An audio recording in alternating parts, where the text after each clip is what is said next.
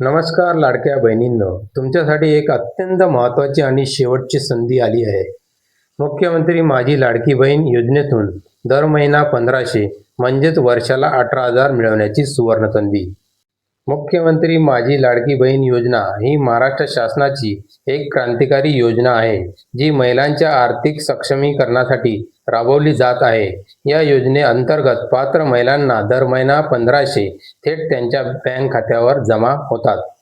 पण या योजनेचा लाभ घेण्यासाठी एक महत्त्वाची अट आहे, योग्य ई-केवायसी प्रक्रिया.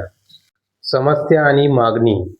ग्रामीण आणि दुर्गम भागातील अनेक महिलांनी ई-केवायसी करताना चुका केल्या आहेत. आधार क्रमांक चुकीचा, बँक खाते जुळत नाही, नावात स्पेलिंग चूक, वडिलांचे नाव चुकीचे या चुका झाल्यामुळे अनेक महिलांना लाभ मिळू शकलेला नाही. महिलांनी वारंवार मागणी केली की त्यांना सुधारणा करण्याची संधी मिळावी. सरकारचा निर्णय आणि अंतिम संधी.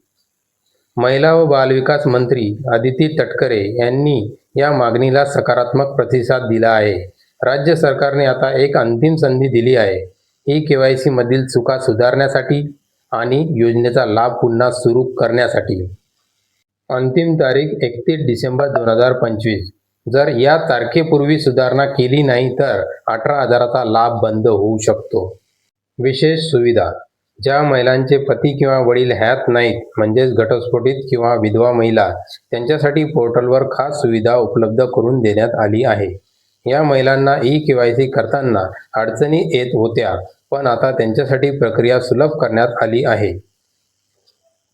ई-केवायसी दुरुस्ती कशी करावी? तुम्ही ई-केवायसी दुरुस्ती कशी कराल? तुमचा आधार क्रमांक, मोबाईल नंबर तपशील तयार ठेवा. अधिकृत पोर्टलवर लॉग इन करा.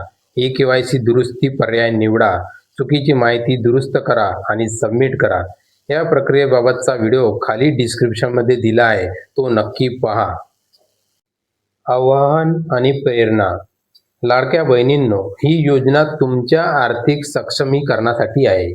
तुमच्या हातात संधी आहे, ती वाया जाऊ देऊ नका. आजच तुमची ई-केवायसी दुरुस्त करा आणि दर महिना 1500चा लाभ मिळवा. ही योजना तुमच्या घरासाठी, तुमच्या मुलासाठी, तुमच्या स्वप्नासाठी आहे. हा व्हिडिओ तुमच्या ओळखीच्या प्रत्येक लाडक्या बहिणीपर्यंत पोहोचवा. व्हिडिओ लाईक करा, चॅनल सबस्क्राईब करा आणि कमेंटमध्ये लिहा, मी माझी ई-केवायसी दुरुस्त केली. धन्यवाद आणि शुभेच्छा.